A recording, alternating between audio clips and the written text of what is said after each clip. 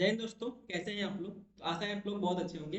तो स्वागत है आपका इस चैनल में। तो हम लोग जो है इकोनॉमिक्स को पढ़ रहे थे, ठीक है ना। और इकोनॉमिक्स जो है क्लास 11 की, वो अपने आप में कंप्लीट इकोनॉमी है, इसको पढ़ लेते हैं तो फिर आपको ज़्यादा प्रॉब्लम नहीं होगी। अपना जो है पूरा का पूरा जो बैकग्राउंड है आप समझ सकते हैं।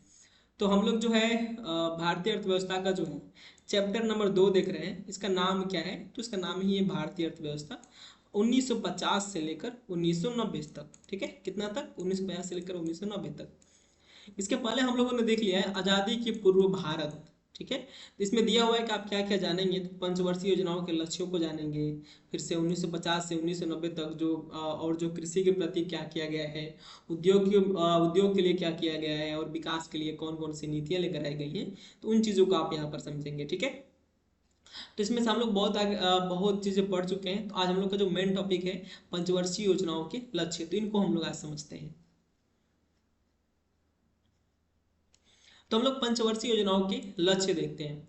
इसके पहले हमको एक बात समझ में आ गया होगा कि जब भारत पर अंग्रेजों का राज्य था, जब हम लोग ब्रिटेन के उपनिवेश थे, तो ब्रिटेन वासियों ने और कंपनी ने हम लोगों पर बहुत ही जो क्या किया, एक तरह से अत्याचार किया हम लोग भारतीयों पर।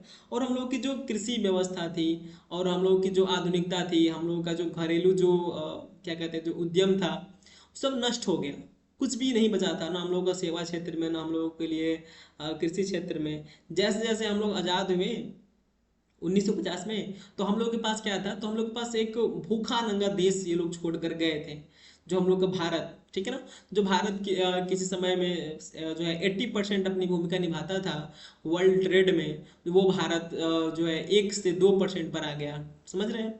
यानी किस तरह जो है भारत को जो है दोहन हुआ। ठीक है, तो इन चीज़ों को जो है समझने के लिए आपको पंचवर्षीय योजनाओं के लक्ष्यों को ध्यान देना होगा। इसके पहले मैंने आपको योजना आयोग बता दिया है। तो योजना आयोग को जो हाल ही में नीति आयोग कर दिया गया 2014 में, जब हमारे प्रधानमंत्री नरेंद्र मोदी जब सत्ता में आए, तो इन्होंने इसका नाम बदल करके योजना आयोग कर दिया, क्योंकि हमारे राजनेताओं को नाम बदलना बहुत अच्छा लगता है। ठीक है, तो हम लोग पंचवर्षीय योजनाओं के लक्ष्य को देखते हैं। तो आखिर लक्ष्य क्या है? लक्ष्य से आपको क्या समझ में आ जाएगा पढ़ेंगे तो?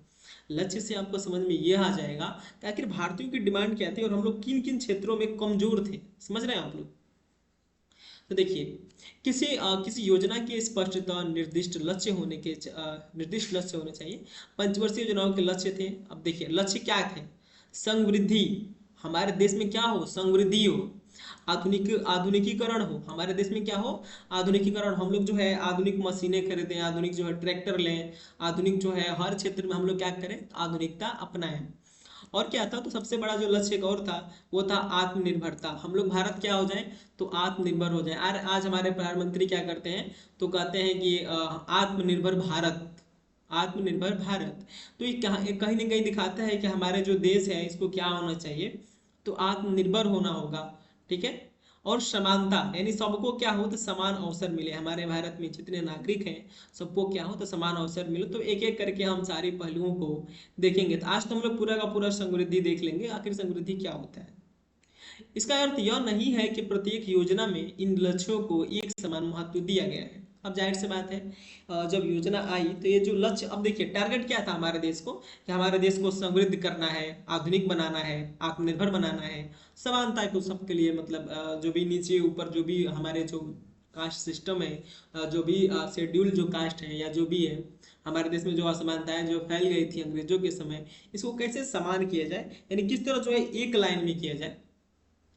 समझ में आ रहा है आपको? तो जाहिर सी बात है, इसको करने के लिए जब योजना लेकर आया गया होगा, तो सभी जो लक्ष्यों को एक ही योजना में आप समाहित नहीं कर पाएंगे। इसको समाहित करने के लिए आपको थोड़ा समय चाहिए। और किसी योजना में मान लीजिए एक योजना आया तो उसमें एक चीज पूरा हुआ, दो चीज छूट गया, फिर तीन पूरा हुआ, दो एक छूट गया, तो इस तरह होता रहता है। ठीक है, आप समझिए। अब हमारे देश के पास समस्या क्या था? सीमित संसाधन। उस समय हमारे पास जो है संसाधन भी नहीं थे। और इस सीमित संसाधनों के कारण जो है प्रत्येक योजना में ऐसे लक्ष्यों का चयन करना पड़ता है जिनको प्राथमिकता दी जानी है। यानी आप सोचिए ना कि आपके पास पैसे भी कम है और आपको जो है जरूरत भी ज्यादा है। ठीक है, और आपको जो है मतलब एक तरह से इस तरह सोचिए कि आप एक व्यक्ति हैं और आपको बहुत सारी बीमारी हो गई है। क्या हो गई है? बहुत सारी बीमारी हो गई है और आपके पास पैसे भी कम है। तो आप क्या करेंगे, सभी बीमारियों का इलाज करा पाएंगे? नहीं करा पाएंगे, मजबूरी है कि नहीं करा पाएंगे, क्योंकि आपके पास संसाधन नहीं है, पैसे नहीं है, ठीक है। तो आपको क्या करना होगा कि जो बीमारी आपके लिए जानलेवा होगी, समझ रहे हैं, जो बीमारी क्या होगी, जो तात्कालिक जानलेवा होगी कि हाँ इसकी इलाज हम नहीं कराएंगे तो हम 2 दिन के अंदर ही मर जाएंगे, मरना तो तय है, समझ रहे हैं। तो ऐसी स्थिति हमारे भारत की देश की थी, जिनके पास संसाधन भी कम था, जो उस समय के जो राजनेता थे, और इनके पास कार्य भी बहुत थे। मतलब एक तो देश हम लोग का पूरा गरीब था, हर जगह काम करना पड़ेगा, और क्या है तो पैसे भी कम है, संसाधन कम है। तो इसलिए क्या होगा कि आप जिन चीजों की जो जरूरत होगी, अब जरूरत क्या है, पेट भरना, सबका सबका क्या हो, पेट भरे। तो जरूरत क्या है, तो फसलों की जरूरत है, तो इसलिए हरित क्रांति हम लोग को बाद में देखने को मिलेगी। तो पहले यहाँ समझते हैं हम लोग, तो क्या जरूरत है पहले हम लोगों की, जो मूलभूत जो आवश्यकताएं हैं जिसके बिना हम जीवित नहीं रह सकते, तो उसको प्राथमिकता दी जाएगी इन योजनाओं के माध्यम से। हाँ, योजनाकारों को यह सुनिश्चित करना होता है कि जहां तक संभव हो चारों उद्देश्यों में कोई अंतर विरोध न हो, यानी चारों उद्देश्यों को क्या किया जाए, तो लागू किया जाए। योजना के लक्ष्यों के विषय में विस्तार से जानने का प्रयास करते हैं। समझते हैं हम समृद्धि क्या होती है। मेन टॉपिक जो है क्या है, समृद्धि। तो हम लोग समृद्धि समझते हैं। अब समृद्धि का अर्थ क्या है, इसका अर्थ है देश में वस्तुओं और सेवाओं की उत्पादन क्षमता में वृद्धि। अब देखिए इसका मतलब क्या है, समृद्धि का मतलब क्या है कि हम लोग क्या करें, तो जो उत्पादन है, अभी हम लोग उत्पादन की क्षमता में वृद्धि कर रहे हैं।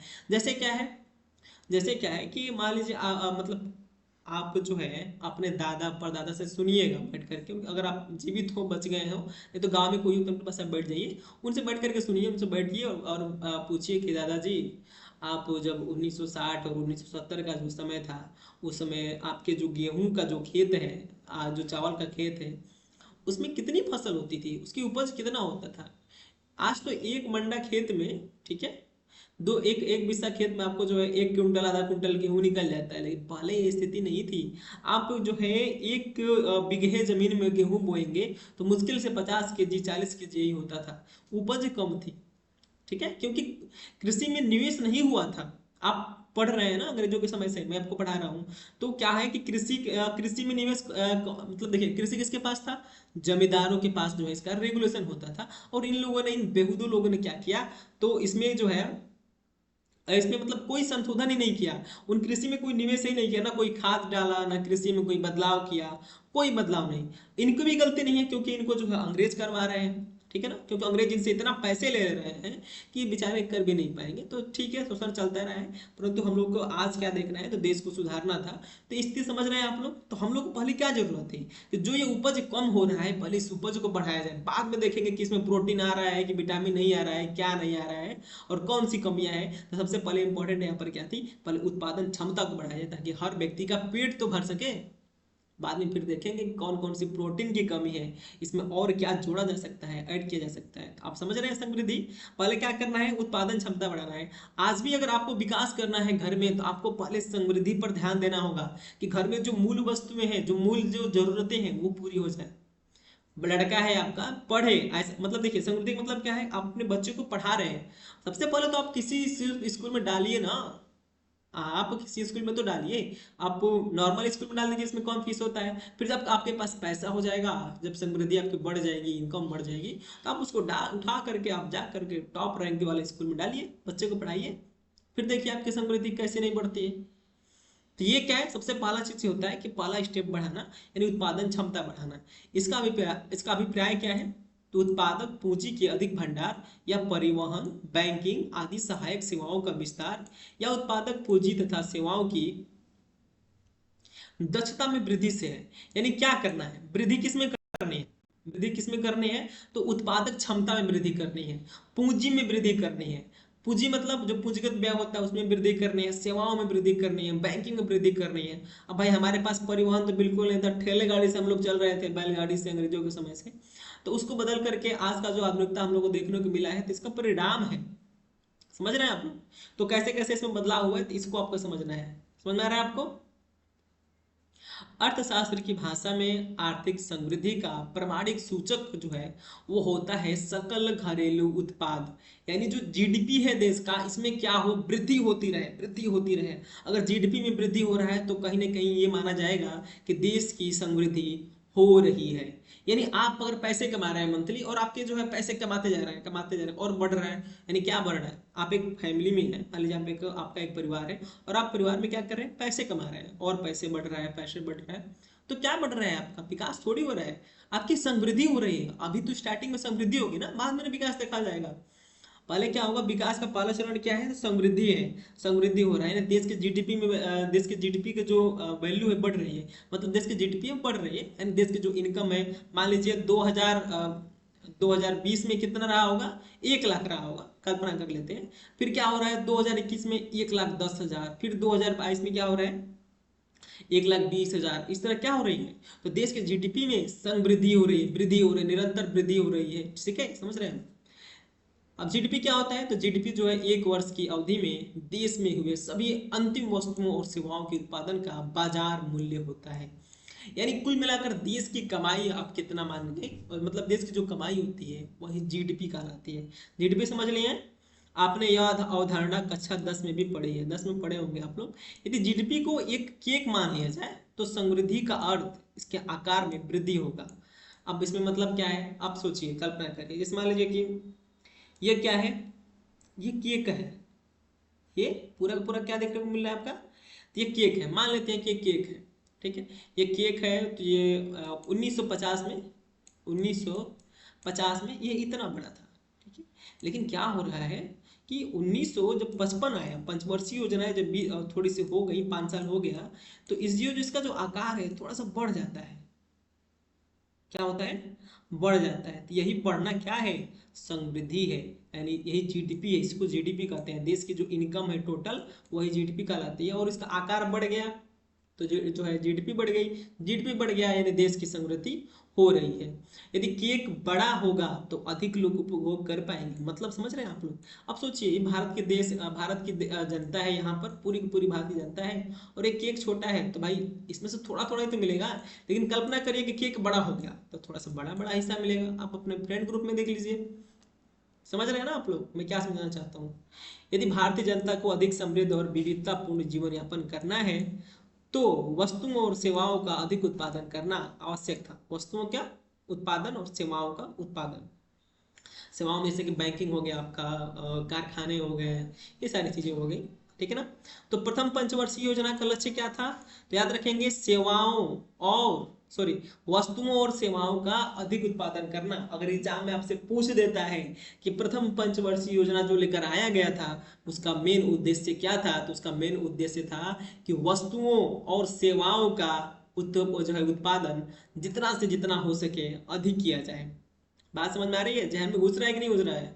कोई डाउट हो तो आप लोग प्लीज कमेंट करिएगा, क्योंकि आप लोगों के लिए क्लास पढ़ाई जा रही है, इतने मेहनत किया जा रहा है। अगर आप नहीं समझेंगे और आप समझे ही नहीं, इतना मेरे बोलने का मतलब तो कुछ बनेगा नहीं। तो आप लोग प्लीज क्लास को पढ़िए और थोड़ा शेयर भी करिए। देश का सकल घरेलू उत्पाद देश की अर्थव्यवस्था के विभिन्न क्षेत्रकों से प्राप्त होता है। ये क्षेत्र कौन से हैं, अब देखिए, जो देश का जो सकल घरेलू उत्पाद है, यानी देश की जो जीडीपी है, वो देश की अर्थव्यवस्था के कई क्षेत्रकों से प्राप्त होते हैं। आपको पता है कई सारे क्षेत्र होते हैं, मूलतः 3 क्षेत्र, प्राथमिक, द्वितीयक, तृतीयक। समझ रहे हैं। प्राथमिक प्राथमिक क्षेत्र में जो प्राकृतिक वस्तु हो गई, जैसे कि मछली पालन हो गया, मतलब जो प्राकृतिक प्राकृतिक वाली हो गई।